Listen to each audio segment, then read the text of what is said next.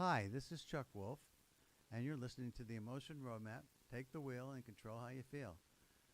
This is sponsored in part by the Simsbury Media Television Studio, and I'm here to visit with you and help you, if I can, deal with emotionally challenging situations in your life.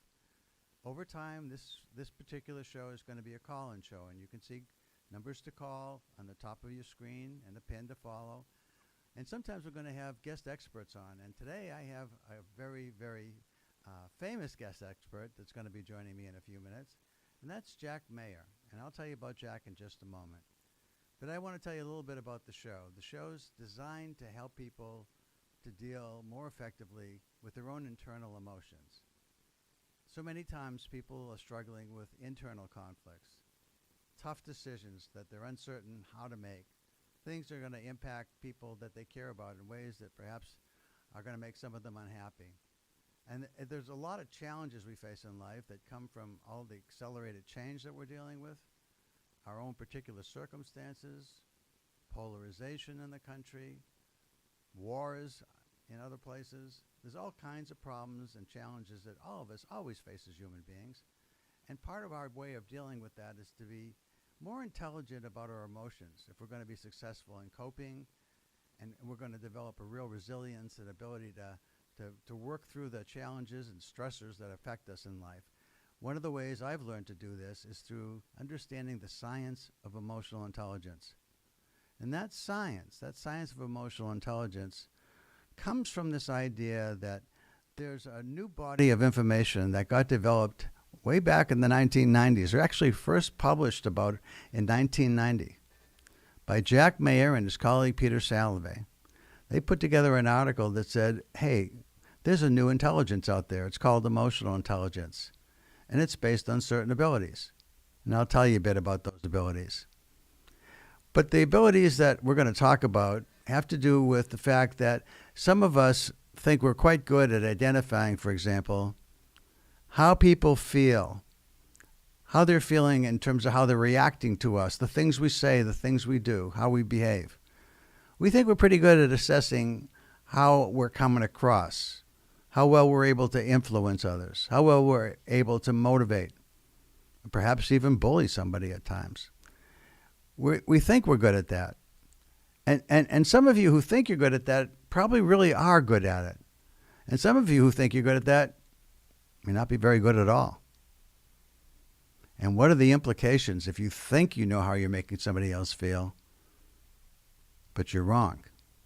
What are those implications? That's difficult to assess.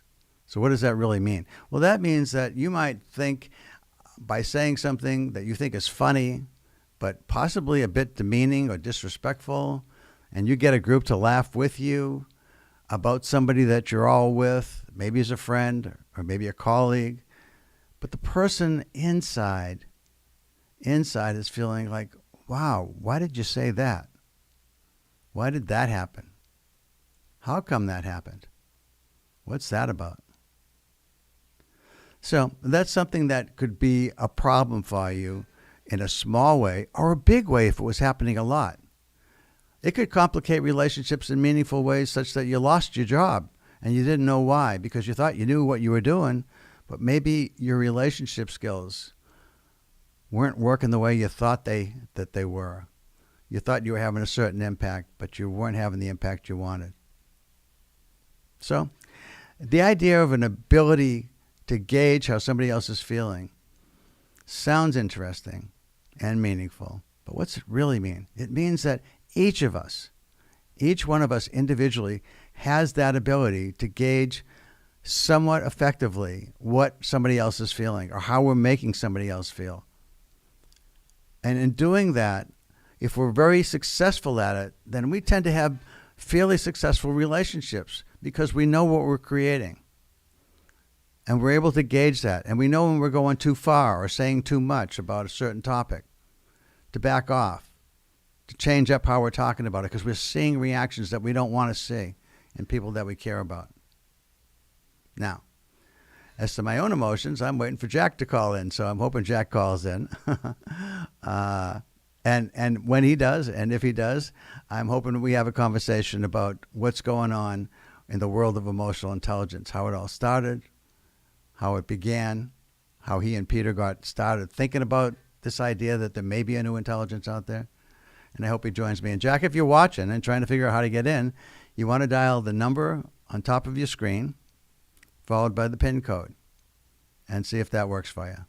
And let's hope that it does. In the meantime, I got to always be prepared in the event that a guest doesn't show up or we aren't able to connect for some reason, technology or otherwise. I just want to say that I'm delighted to be here with you. And while I'm waiting for my guest to call, I would suggest that if any of you have a reason that you might want to call in and talk with me, and I can help you in some ways, let me explain how that works. Back in the 1990s, Jack and his colleague Peter Salovey and another friend of theirs got together and asked me if I would help them work with them on the emotional intelligence methodologies that they were creating. They were creating a way to assess what they had discovered with this new intelligence. It actually measured 4 abilities. The abilities were the ability to, as I said, identify how someone else is feeling, how they're reacting to you, and how you're making them feel, or how somebody else is making them feel. In any case, you're able to identify how somebody is feeling. And you're also able accurately, or maybe not so accurately, to identify how you're feeling. So when we say we know how we're feeling, some of us may or may not. I've seen people, I used to be a family therapist many years ago. I've seen people who will sit in my office when I was a therapist and, be nervously tapping their fingers, or their legs would be shaking. They'd be twitching a bit, and they'd say, I'm perfectly fine. And they didn't seem to think that they were lying, but it was pretty clear that they weren't fine. So it's possible, too, that some people are not very accurate in assessing how each person is feeling. That's a possibility. So having said that, what's happening when people are unable to identify how they're feeling? Well, it makes for very complicated relationships, I can tell you that. And maybe some people in your relationship, in your world, are feeling like you don't get how they feel. And it's important for them to think that you care enough to want to get how they feel.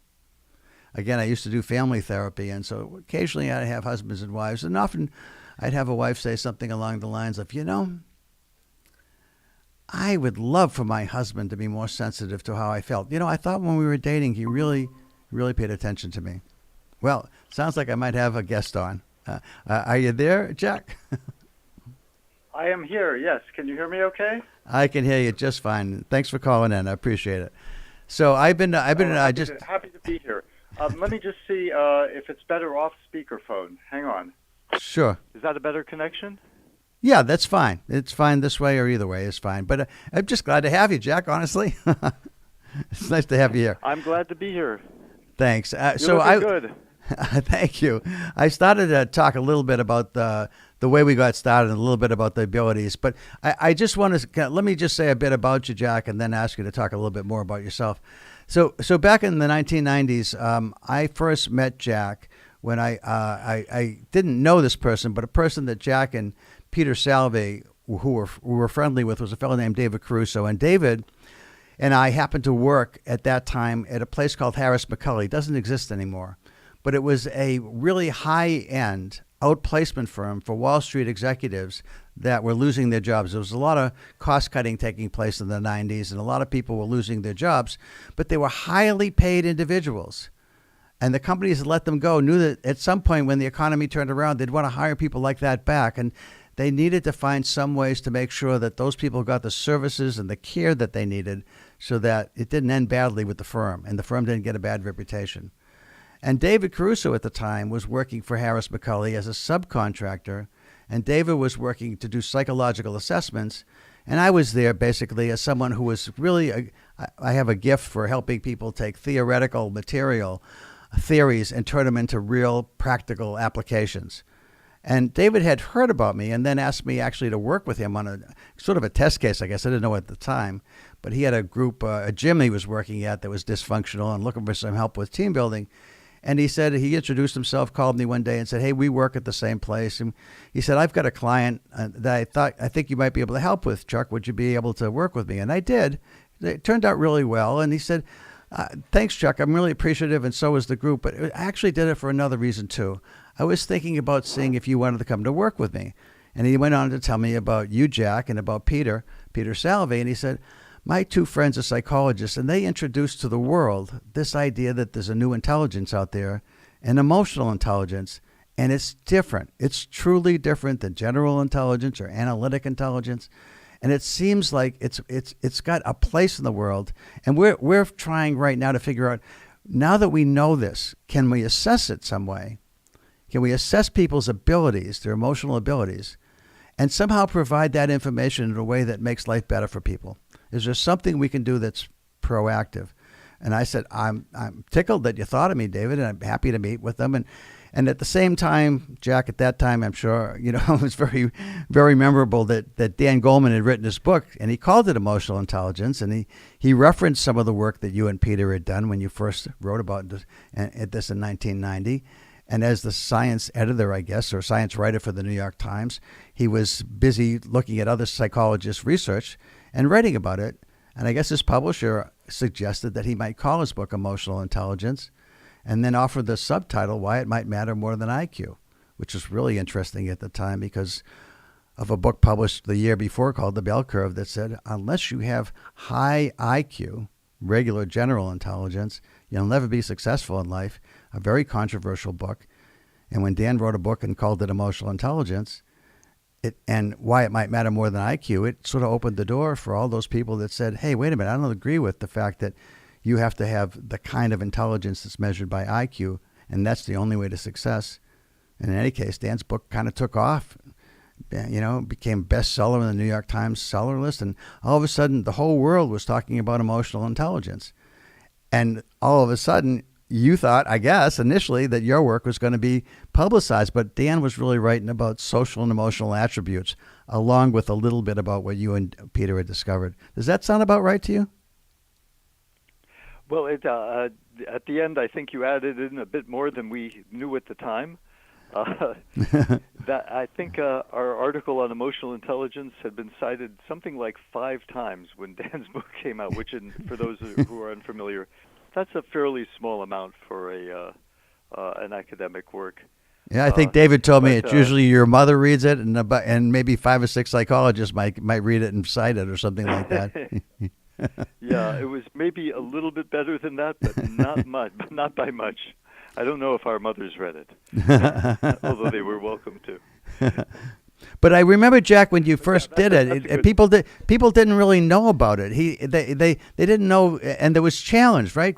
It was like the Holy Grail you discovered, and people were saying, how can there be another intelligence out there? And I know it was challenged by a number of other psychologists, and that caused you to really work hard, I guess, at trying to validate and make sure it was reliable what you had discovered, especially when you're trying to measure it. Yeah, it's.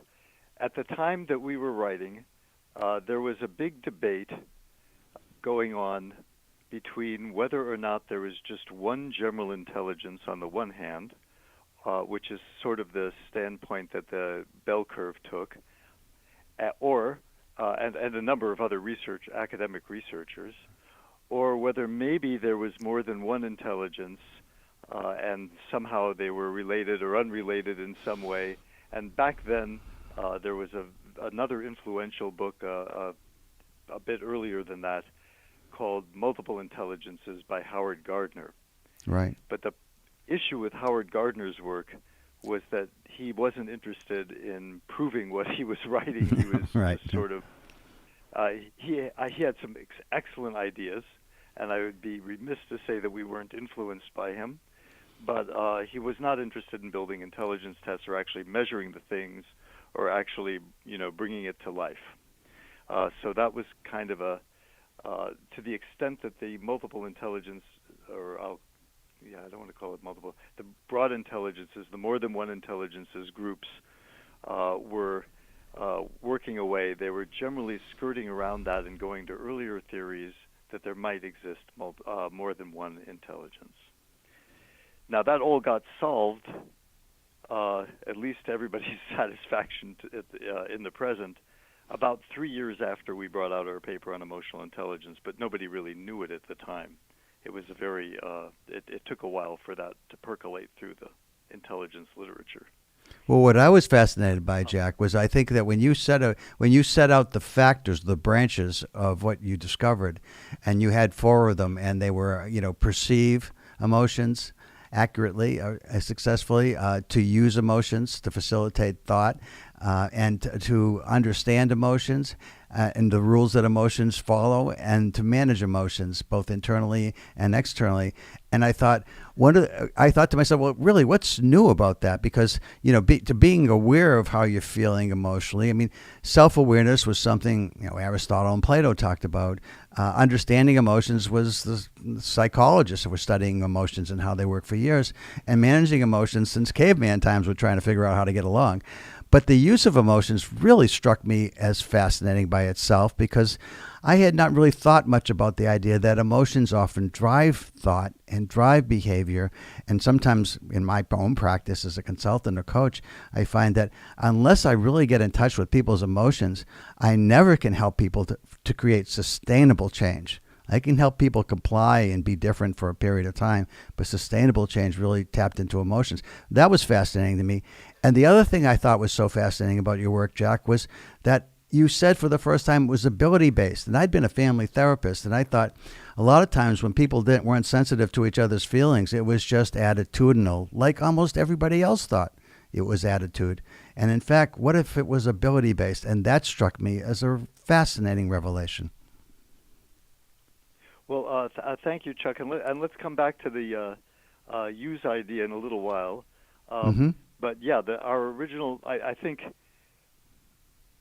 I know that I came up through an intelligence lab, and I had been always interested in the measurement of intelligence, because at that time when there was a general when the focus was on general intelligence or even multiple intelligences, most of the tests that had been written and were in use, like the GREs and, of course, the Wechsler Adult Intelligence Scale and other intelligence scales, were really focused on a general intelligence.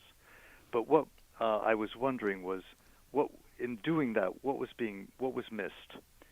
And looking at the world from I was trained as a clinical psychologist, but I never completed my training because I became very interested in research, and particularly how to assess people's personalities.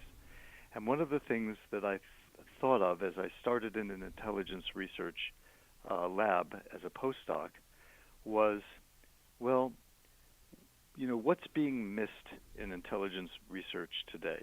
Now, David Caruso was actually one of the graduate students in that lab at the time that I was hired to be a lab manager. Okay. So I got to know David quite a bit back then. This was in prehistoric times.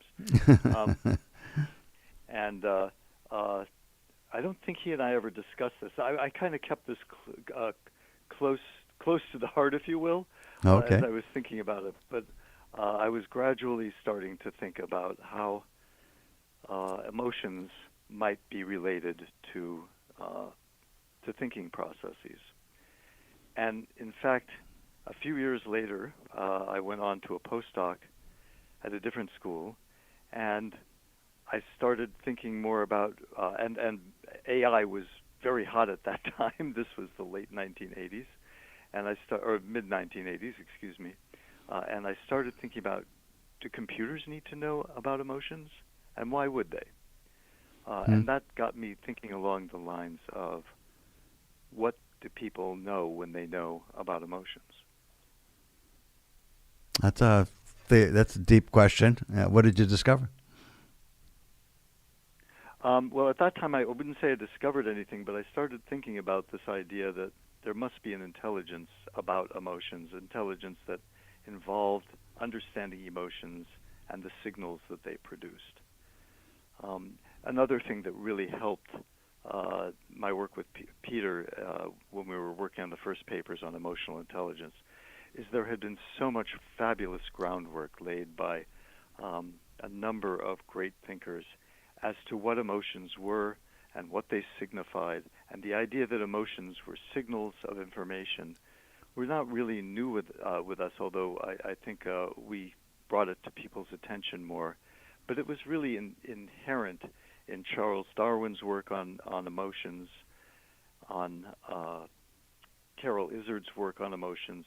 Some of these other names may not be familiar to your audience, but it was really inherent in a lot of the academic research that was going on at the time, and we benefited tremendously from the work of these other scholars.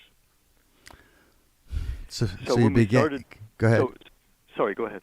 No, so then we wrote this article on emotional intelligence. Right. Spelled out the areas a little bit more preliminary than what you just presented. That came in 1997. But we spelled out the areas we thought might exist then, and using emotions was a key part of it. And then we put it to, we published it, and we thought, well, that was okay. That was pretty good. And we, as I said, people didn't pay much attention to it until Dan Goleman's book came out, and we thanked Dan for bringing attention to the concept. And then we started getting roundly attacked, many times for things that Dan had said but we had not said.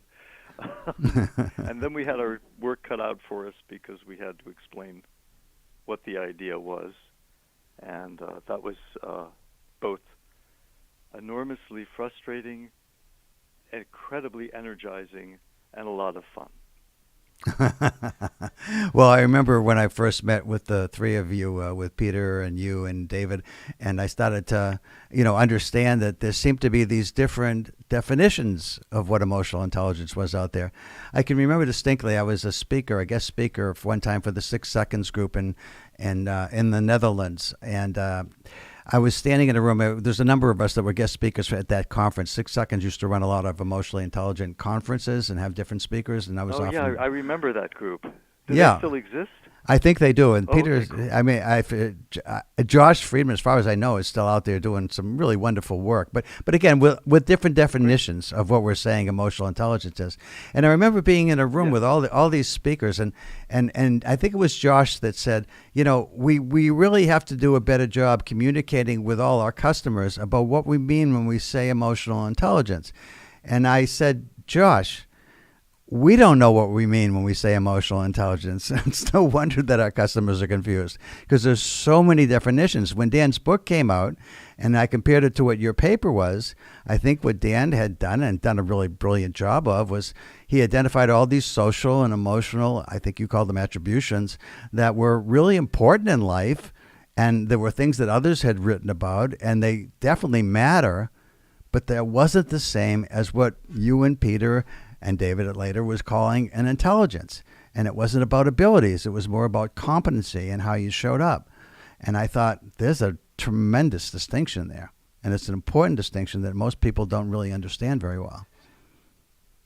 Yeah, it's crucial for research, for both research and applications, because you've got, I guess it speaks in a way to how important emotions are in all of their facets, from understanding them to emotion, to experiencing them, to managing them, and the like. And there had been a lot of research in personality psychology and in social psychology on characteristics like optimism and emotional positivity. These are things that were already well established at the time and are absolutely important to how people are perceived and how energetic they are and what they accomplish and the like. And then on the other hand, there is this intelligence perspective, which identifies a completely different set of qualities in a person, namely their intelligence, as you pointed it out, their ability to accurately perceive emotions in themselves and others, their ability to understand emotions and emotional signals and what they mean, and their ability to manage emotions in themselves. Of course, managing is if I can go back over to the socio-emotional attributes side, it's really easy to manage your emotions if you're always a positive person to begin with. If you're a calm, positive person, that most of the time is very, very easy to manage. But if you are not that fortunate, if you are born, as the 20th century assessment guru Paul Meehl said, if you're born 3 drinks behind, then you have some managing problems to do. That's interesting. I think one of the things that struck me again about, the use of what you had discovered versus what I'd seen in other places, I thought a lot of the things I was seeing in the other tools that were assessing emotions and social capabilities or competencies, I thought it was very familiar, but it was it felt like it was being repackaged in ways, but it was very clever and very useful at the same time. I mean, I've learned, like when I first looked at Dan's work, I thought Dan's a great writer, and he's put together a really interesting treatise, and it's actually because of Dan that you and I are talking today, and so many people are talking and trying to understand what emotional intelligence is. But I found that... Yeah, I agree. That was a very fun book. Yeah, no, Dan's a great writer. And one of the things, I don't always agree with Dan, but I remember one of the things that he said you attended this consortium that I've talked about before on the show about the other day, and Dan has been at different ones. He likes to come when he's thinking of writing a new book, and he wants to pick everybody's brain that's there. And but he came in talking about empathy, Jack, and the way he talked about it, I thought to myself, the skill around empathy is around your ability to understand how emotions work and how people are feeling and why they're feeling that way, the intellectual empathy. And then there's emotional empathy, which is to be able to sense or experience what another person's feeling by feeling it without necessarily analyzing it, but just feeling it. And then Dan added the third one. He said, but he also added caring about what somebody else feels. And to me, I wanted to argue that point because I thought that's more of a value choice about whether I care about how you feel. The skill is, do I understand it and do I feel it? And I thought to myself, that's different. Do you understand what I'm saying? Yeah, I think I think he covered the waterfront, and that was both a good thing because he drew together and wove together a story that included a lot of really great ideas from psychology that were related to emotions, and including empathy and many, many other qualities. But on the other hand, in weaving it together so tightly, I think some of the distinctions among these qualities got lost. And for those, and why are those distinctions are important? Because you can possess some of them and not others, and depending on your profile of where you're strong or where you're weak, that's going to affect how you express yourself in the world and what you're able to do in the world. So it's handy to know those differences.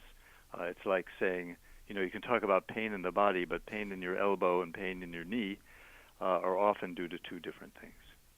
Well, the way I thought about what Dan said over time was, to me, empathy only truly matters if you care about what the other person feels, or if you're trying to get them to do something different and understand why they're feeling what they're feeling and how you might influence that. So, it can be for hopefully reasons that you want them to be successful too, but it doesn't have to be. But I think I actually like what he said, and it became very important to me. But I also thought that it also tended to make people feel like when they think about emotional intelligence, it means you're kind, you're nice, you're empathetic, you care about other people. And I think that's always true to a degree. Hopefully true anyway, but not necessary. Part of it is you're just smart. I had the experience of work. One of my clients was a trucking company and a warehousing company out in the Midwest, and I've started to look at emotional culture, Jack, as a condition for employment where people really want to belong, where they really want to go to work, and they don't dread it, they enjoy it. The experience is just really wonderful for people when there's a focus on how you want people to feel, and there's a set of shared feelings, and everybody's working really hard to share feelings. Anyway, we're having this conversation, and the woman who runs the company, who owns it, was thrilled with this, but her foreman, who grew up a working class kid, he's a young man now, and he said, I'll tell you what I want people to feel. I want them to feel accountable. That's what I want them to feel. And I thought to myself, what a great statement. Because there's nothing soft Yeah. about being accountable. There's nothing soft about holding people to be accountable and responsible. Because isn't life great when everybody who works alongside you is doing what they said they were going to do, and you knew you could count on them? Anyway, we got to be a longer conversation, but the goal, I think, is emotional intelligence to me isn't always about being nice. It might be, but it's also about being smart. And sometimes the nicest you can be to a person who maybe is failing at work, is likely to be terminated at work, and yet has the skills they need, but not trying hard enough, or not showing enough empathy for others, or their relationship skills are off, or something's not right. And they think they're invulnerable, and they're not. And so you've got to put fear into them. I mean, that's being smart emotionally. But fear and hope and support that you're there for them and you want them to make it, but they're not going to make it unless something changes. So I think I think emotional intelligence is so much more than what most people think it is. I think that's a great example, and the other thing I was thinking as you were describing that is it's great if everybody feels good about one another. But if the company goes out of business, that's not helpful either, because they're not paying attention to other aspects of the business. Well, that's why I don't know. You probably don't know this, but in the 1980s, this is talk about a long time ago, I worked at Harvard Business School with a man named Tony Athos. Tony was the co-creator of the McKinsey consulting company model of 7S model of change management, or transformational management. And at the heart of his model was something called superordinate goals. That's the thing that Tony said people truly deep down inside care about. Sometimes they have a hard time expressing it, but it's why the founders created whatever it is they're doing. And that surrounding that, Tony felt like for the McKinsey to be successful, they need something that could only be 7 items, because that's all people can remember, he said. And secondly, he said it needs to be alliterative so that people can remember it. If it's all one letter, it's easy to remember. So it was superordinate goals at the heart. And then, to your point, Jack, if they don't pay attention to these other things, you do go out of business. You also, surrounding the superordinate goals, had to be strategy, structure, systems, skills, style, and staff. And you could fit everything you talk about in organizational life underneath one of those S's. For instance, culture would fit under style. Staff covers a lot of issues. Systems, same thing. And structure, of course, is how you form, how the boxes look when you put them down on paper with a chart. So it was a very powerful model. It's still in use today, actually, and it came out in the 1980s. So I was working with Tony way back then when he was developing that. And one of the things that I learned over time was people created shared values to substitute for superordinate goals. They thought that was close enough. And I don't know I know you're more academic than corporate, but shared values has become a huge phenomenon in organizational life. And lots of companies spend a lot of money creating values that align people with the company's mission, statement, values, etc. But after they spent money both creating them and then teaching them and talking about them and communicating them, nobody remembers them. Are you still there? Yeah, okay. Yeah, I'm still here. Yeah. So anyway, nobody remembers them. So that's just kind of funny by itself. But I changed the shared values to shared feelings with this company, and then surrounded that with the strategy, structure, systems, skills, style, and staff. So that the idea was, what do you really want to feel here? We want to feel accountable. We want to feel appreciated. We want to feel pride. We want to feel respected. And just as an example, respect as a shared value is nice to know that we have that as a value. But when you ask somebody, do you feel respected here? And are you respectful to others in the organization as a representative of this organization? Are you respectful internally to vendors, to customers, in the community? And that's so much more compelling and powerful, I find. That's interesting. I worry sometimes just that sometimes we overstretch what emotional intelligence is and what it can do. It's a powerful variable. I like to think it's as powerful as SEA variables, and there's some evidence that it is, considerable evidence. SEA, I just want to point out to people that don't know, social and emotional attributes is what you're saying there, right? Social and emotional attributes like optimism, positive affect, and what else would you add in there? Oh, I don't. I mean, when I looked at the stuff that got added to all these different groups as stress management, Oh yeah, it was yeah. decision making, impulse control, motivation. The problem with some of the other That's models a for great me, list. Yes. yeah, it's almost it covers everything. Right. Sometimes it's Yep. too broad. And what I think is what I found fascinating. Let's go back to use because I want to make sure we talk about that. When you structured your model, and it wasn't initially experiential and strategic, and now I think you've gone away from that. But for a time, you had identify or perceive and use as experiential. And then, so you Yep. would know what somebody's feeling, or at least think you did, and then it would be driving how you're thinking or behaving. That's the use, and so that would be the experiential part. And then what you did about that, if you felt like you needed to do anything, was you thought about it and you managed it, and that was the strategic part. And that really made a lot of sense to me. But one of the things that I learned when I was working with you folks was that not every emotion is great for what you're trying to get done. Some emotions are much better for a particular task than other emotions. Like sadness might be good for detailed work, or even anxiousness, as opposed to being real. Like I like to use the example: if somebody needs to be really confident in the presentation they're going to make, certainly you want to feel extremely confident, inspiring, and engaged when you're presenting your material. But a week before, when you're getting ready, then you want to have a tenseness, a harsh focus, and even anxiousness looking at your materials to make sure there's nothing missing. There's nothing that's going to be challenged. There's nothing wrong here that people can argue with. Or if there is, I know how I'm going to respond to that. And that to me suggests Yeah. what you were teaching, which is, hey, not every feeling is the best feeling for what you're experiencing. So if you happen to be really joyful at the week that you're reviewing your materials, you're going to miss stuff. And that's not going to be helpful. Yeah.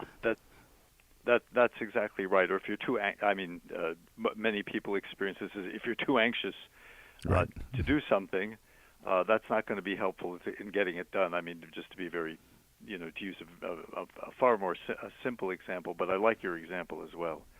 And if you're in a good mood, that's a great time to join with other people, but it's not such a good time to, do copy editing.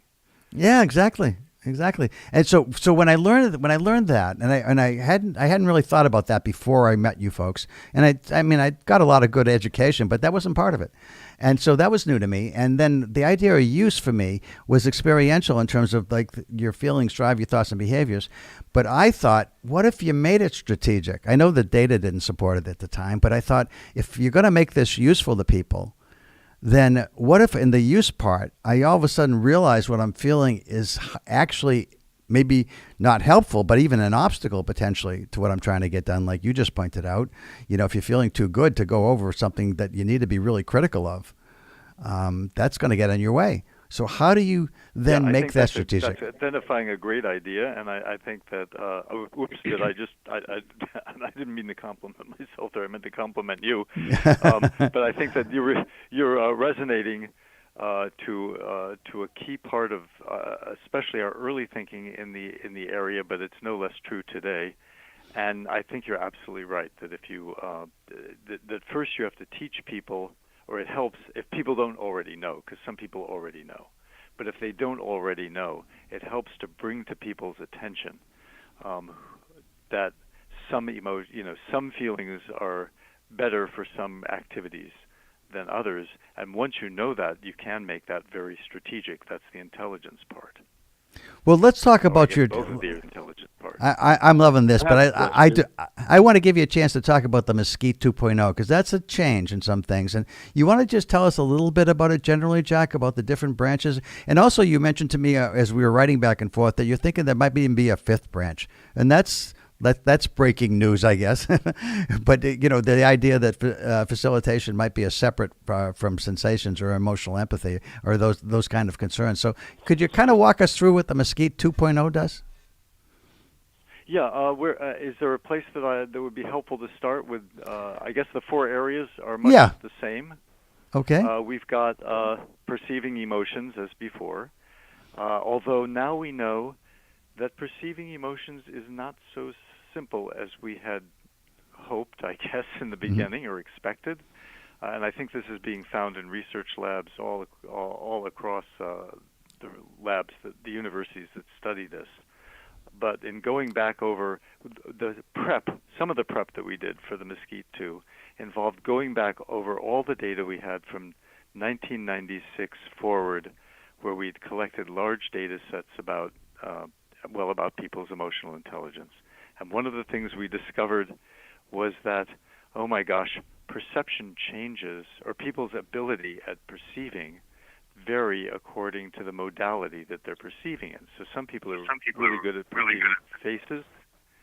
Other people are better at perceiving voice tone. Still other people are better at perceiving videos, that is moving faces versus still faces. Others are really good at posture. So these are all somewhat related to one another, but they're not as related as we would like to make it easy to measure.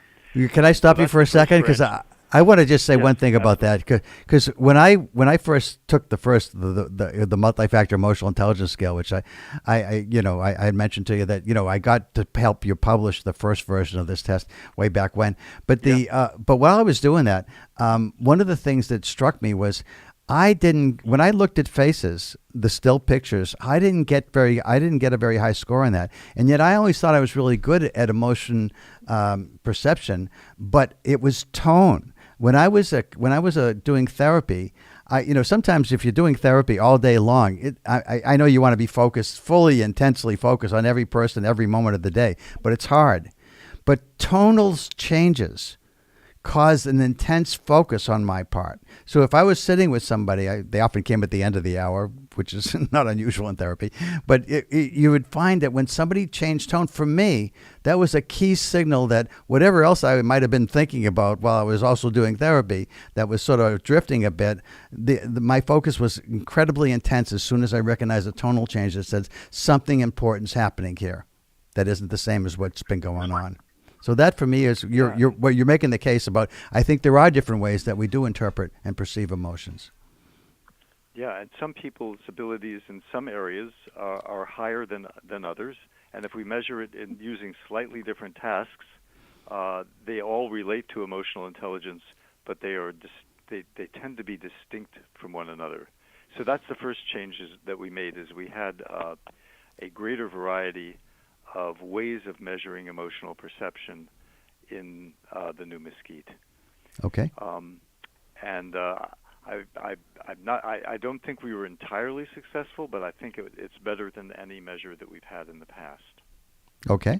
The second area is where that facilitation through emotions or using emotions had been.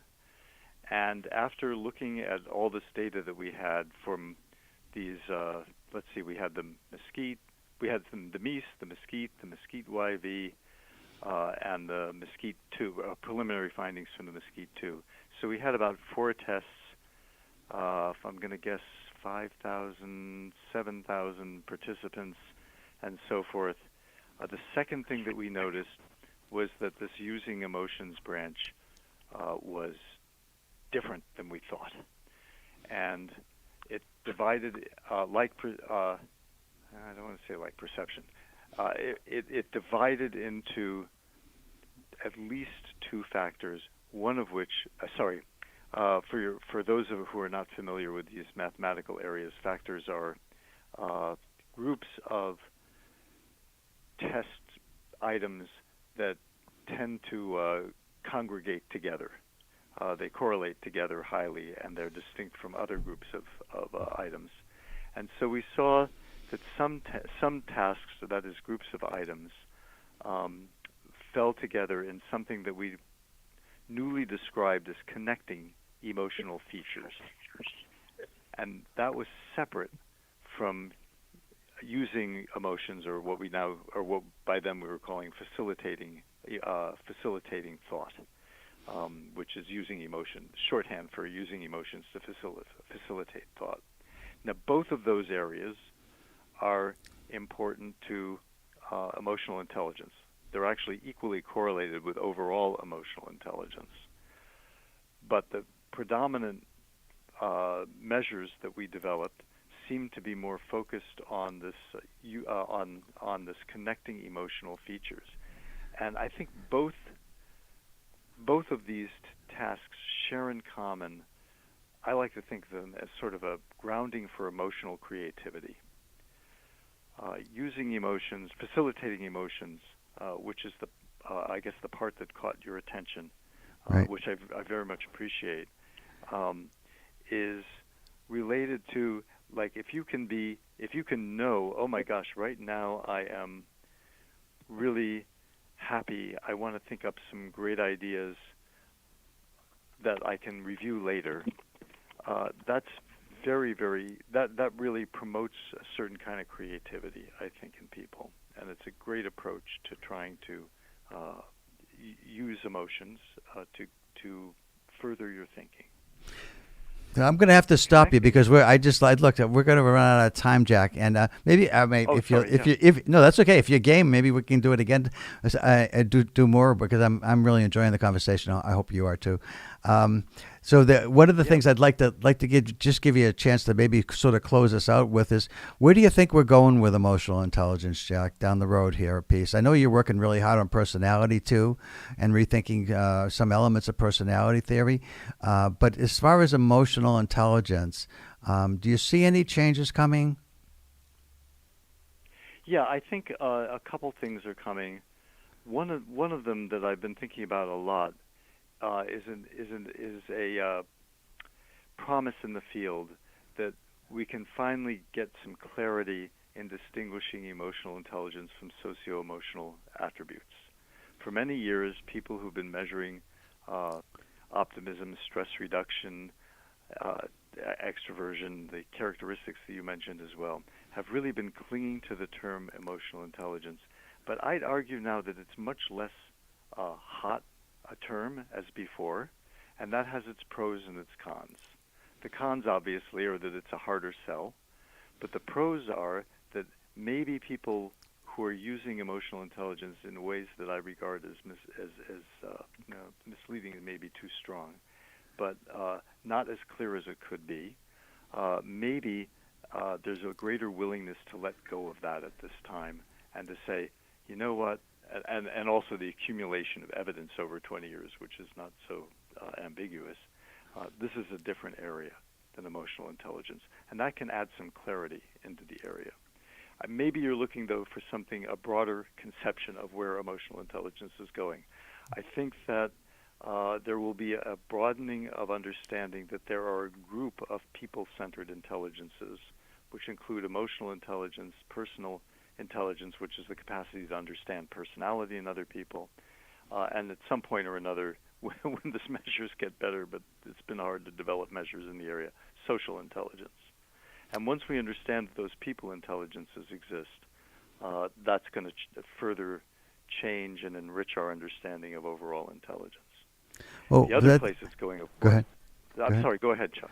Well, I was just going to say that one of the things that I've seen over time, I think, Jack, is that one of the ways that I look at the attributes, the social and emotional attributes that are out there in terms of how they're showing up in life, are influenced heavily by people's abilities. And so I don't think that I know they're distinct, but I think they're related in that way anyway. Yeah, I agree. I mean, I think that if you have if you have emotional intelligence, and for example, you have very negative moods, if you have EI, it's easier to move yourself up into a better frame of mind than if you don't, because you can start using strategies and reframing and all kinds of techniques that are actually pretty common in cognitive behavioral therapy to improve your mood. You're never going to be as happy as some other people. Well, it's unlikely that you'd ever be as happy as the happiest people on earth. But you're going to feel much better about yourself and about the world. So I think you're right. They are connected, but they're not highly they're also, from a research standpoint, rather distinct. Oh no, I think they're the distinct. Other place, yep. Sorry, go ahead. Yeah. I know. I was just saying. I agree. I definitely think they're distinct. Yeah. So where I see this, where it will go is a little bit dependent on all of the cataclysmic changes that are going on right now in our lives, partly through artificial intelligence and other matters, like do AI systems have emotional intelligence? Yup. Can they reason about emotions? They certainly seem to be able to do that. They seem to be able to recognize emotions, and there have been systems invented since since about 2000, starting with Kismet, that had some of these emotion perception characteristics in them, and that will. I mean, I suppose people could use those if they to enhance their own understanding. Oh, I think I'm going to have. I think I'm going to have. I think I'm going to have to be able to stop you here, Jack. I do want to say it's such a pleasure. I just want to let everybody know you've been listening to Chuck Wolf. This is the Emotion Roadmap. Take the wheel and control how you feel. My guest has been pioneering psychologist Jack Mayer, extremely well respected in the field. Really appreciate it. Thank you so much, Jack, for being on the air with us, and I hope to do it again sometime. It was really a pleasure. Agreed. Thanks, Jack. Take care. You too. Bye-bye now. Bye-bye. And that's our show, folks. Thank you for